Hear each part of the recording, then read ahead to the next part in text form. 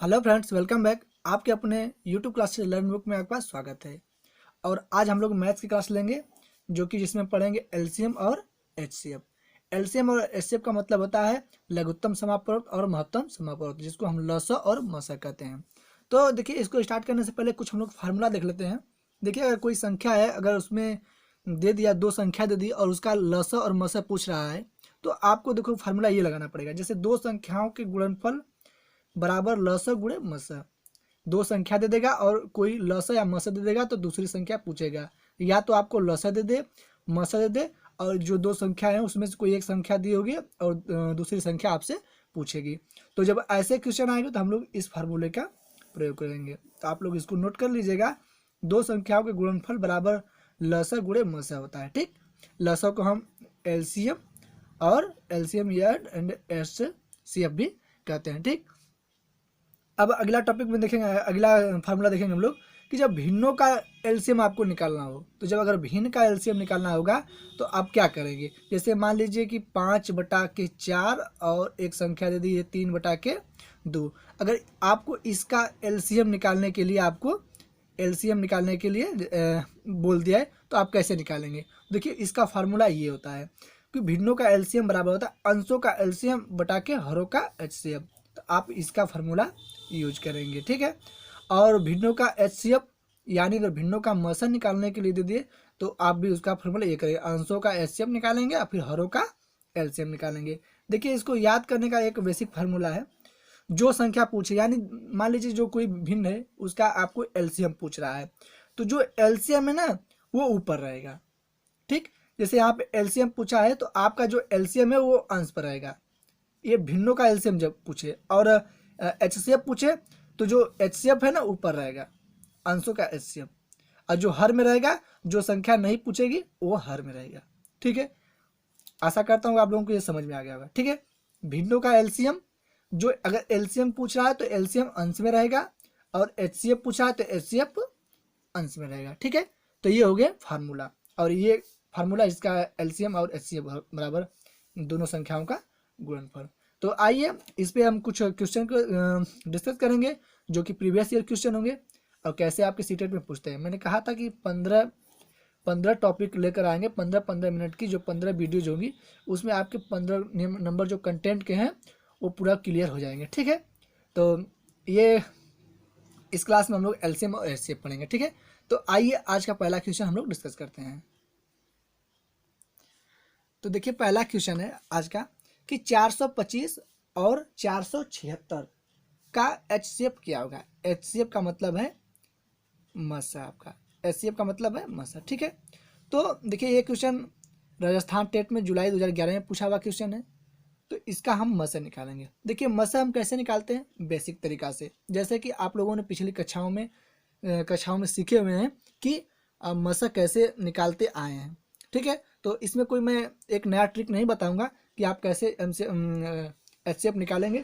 जैसे भी आप एचसीएफ निकालें, ठीक है, पहले इसका एचसीएफ आपको निकालना पड़ेगा। ठीक, तो देखिए मैं जैसे एक बेसिक तरीके से मैं आपको बताता हूँ जैसा कि एचसीएफ निकाला जाता है। देखिए, 425 का एचसीएफ निकालना है तो इसको हम क्या करेंगे। तो देखिए, 425 का हम इसका गुणनखंड करेंगे। 425 है तो इसका गुणनखंड क्या करेंगे। देखिए, इसका गुणनखंड होगा ये 5 है। देखो, जो लास्ट में संख्या 25 है तो ये बेशक 5 से कटेगी संख्या। ठीक है, तो जो इसका हम निकाल के देखेंगे तो इसका होगा 5 × 5 × 17। ये होगा इसका गुणनखंड। ठीक है, और एचसीएफ 476 का आप अपने नोटबुक पे निकालिएगा। ठीक है, और इसका होगा, देखिए एचसीएफ इसका होगा जैसा कि 2 × 2 × 7 और × 17। देखिए, मैंने निकाल के रखा है पहले कि आपको बताने में समय न लगे।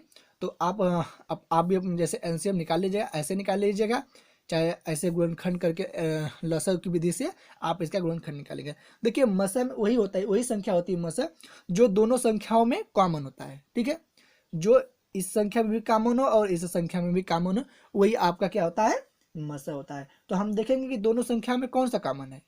देखिए, 5 5 2 है इसमें, लेकिन इसमें 5 है नहीं, इसमें 7 है तो इसमें 7 है नहीं, और इसमें 17 है और इसमें 17 है। तो जो संख्या दोनों में कॉमन होगी, ठीक है, वही आपका HCF होगा। तो देखिए इसमें 17 कॉमन है और इसमें 17 कॉमन है, तो क्या हो गया 17 आपका क्या हो गया HCF। ठीक है, इतना सिंपल सा सवाल देखिए पूछ रहा है। बस सेम ऐसे ही सवाल आपके सीटेट में भी पूछेगा, तो ये हो गया आपका आंसर। ठीक है, तो ये टाइप 1 में था। टाइप 1 में ऐसे ही क्वेश्चन आएंगे, 2 3 या 4 संख्याएं दे देंगी और आपको HCF या उसका LCM निकालना होगा। तो आइए अगले टाइप में हम लोग देखते हैं। ठीक है, देखिए टाइप 2 में कैसे क्वेश्चन पूछ रहे हैं। देखिए पूछा कि दो संख्याओं का मस 11 तथा लस 693 है। यदि एक संख्या 77 है तो दूसरी संख्या क्या होगी। देखिए ये क्वेश्चन आपके पंजाब टेट 2011 में पूछा हुआ क्वेश्चन है। ठीक है, ये पंजाब टेट 2011 में क्वेश्चन पूछा है। ऐसे ही क्वेश्चन H2S सी टेट में भी आपके पूछेंगे। तो देखिए आइए इसको हल करेंगे। पहले हम लोग लिख लेंगे क्या क्या दिया है। देखिए मसा दिया यानी HCF, हमारा HCF दिया कितना 11। देखिए LCM दिया है, LCM दिया है 693 और एक संख्या दी है। ठीक है, पहली संख्या आपकी जो फर्स्ट संख्या है ये दी है 77। देखिए और जो दूसरी संख्या आपको वही निकालना है। तो क्या हमने आपको बताया था जब ऐसे क्वेश्चन आए लसा मसा दिया हो और एक संख्या दिया हो तो दूसरी संख्या निकालने के लिए मैंने आपको दिया था कि देखिए पहली संख्या गुणे दूसरी संख्या बराबर क्या बोलते हैं LCM गुणे HCF।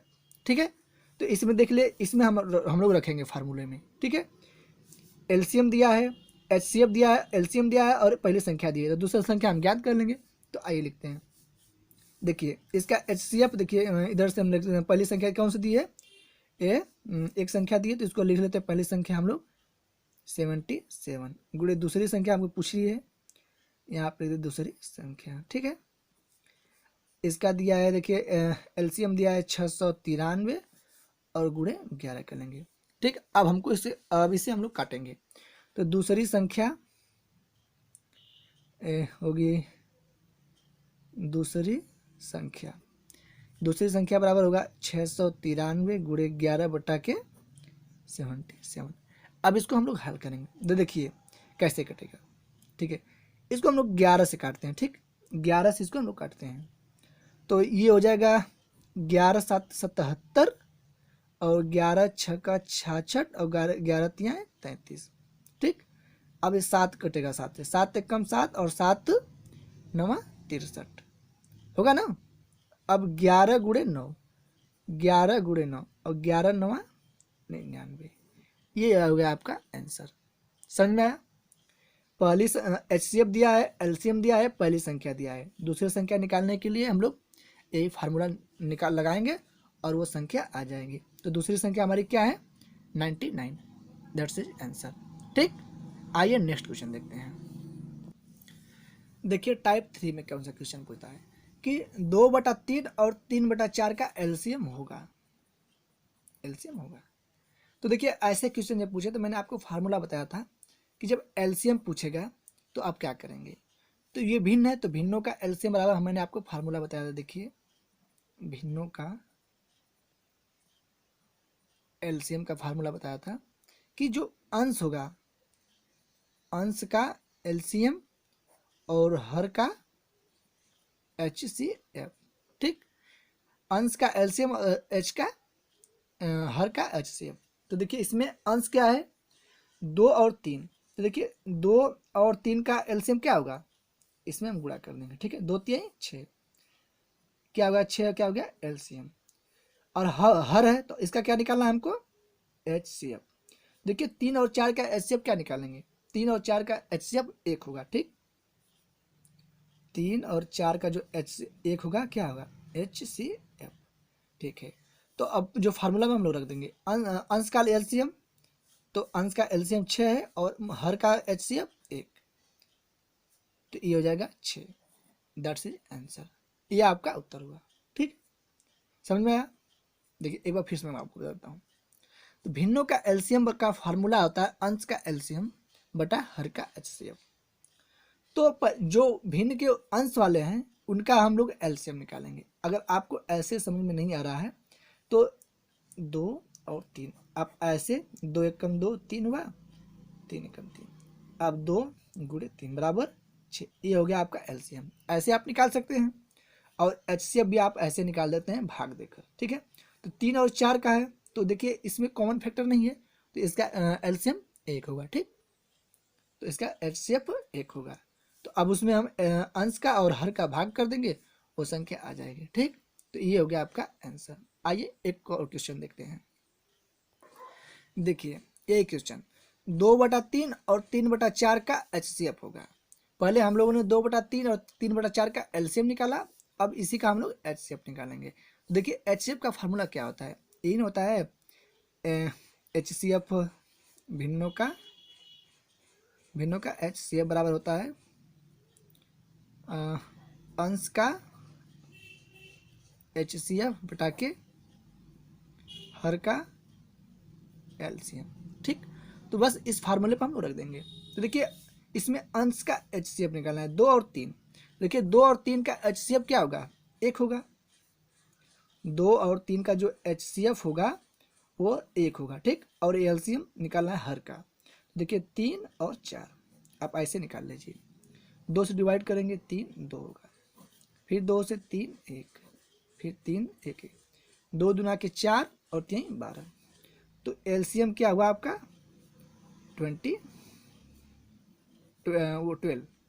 ठीक। आपका एलसीएम हुआ 12। आप इस फार्मूले में रख दीजिए, ठीक है। तो एचसीएफ कितना था 1 और एलसीएम कितना आया है 12।